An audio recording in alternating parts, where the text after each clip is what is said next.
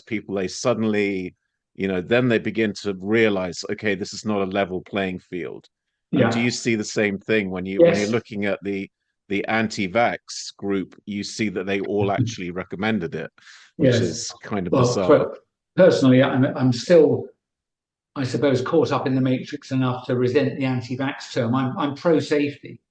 I Yeah, was pro-safety in 2020. But anyway, yes. So no, you are right. The ones with the greatest reach, greatest salience with others, took some time before they realised that they should oppose them.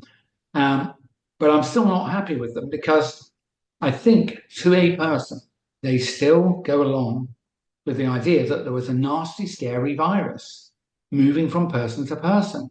And I think that's part of the reason why they've got publicity, because it doesn't matter that much if a few dozen people say, oh, don't take these jabs, they're dangerous. If everybody who's going to take one has already had one or more yeah, than one, like exactly. 5.6 billion people. So well done now for advising people Yeah, not to take them, when for 2 years you more or less coerce people into doing it. But the worst thing is that they will say things like, oh, the WHO is talking about the next pandemic, and then they'll talk for 10 minutes about that. Folks, there's not been a pandemic. If they're talking about an acute respiratory illness, they are impossible, because you may not believe this, but you can start by looking at the Rosenau experiment, Rosenaeua,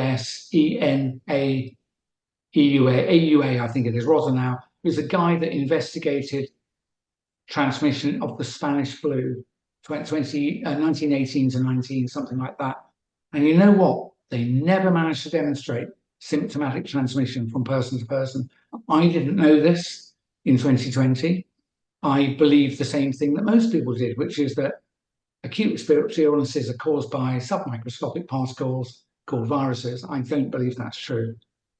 And once you look at the failure to transmit, I've seen papers over at least 60 years, all of which are negative.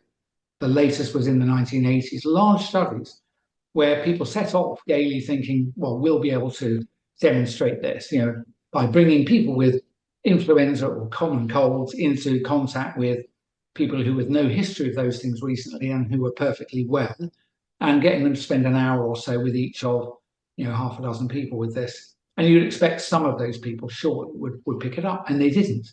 They did not get these symptoms at any higher rate than people exposed to people who weren't ill. So there were no differences. So that means when they tell you isn't like flying Ebola, they're lying, because that's not the way it works. And yet, the people who Alex just mentioned, who are the approved opposition, they are still reinforcing the scary flying virus in the air story, which is not true. It's quite remarkable. I found it quite remarkable that, again, I didn't really realize this solidly, I suppose, until the last year or so. I knew there were problems anyway. That is, there were not any more deaths during the early parts of the so-called pandemic, when nothing was being done. And you would think, surely there would be people, like, if it was that bad, they'd be falling over, especially the vulnerable elderly. And they weren't.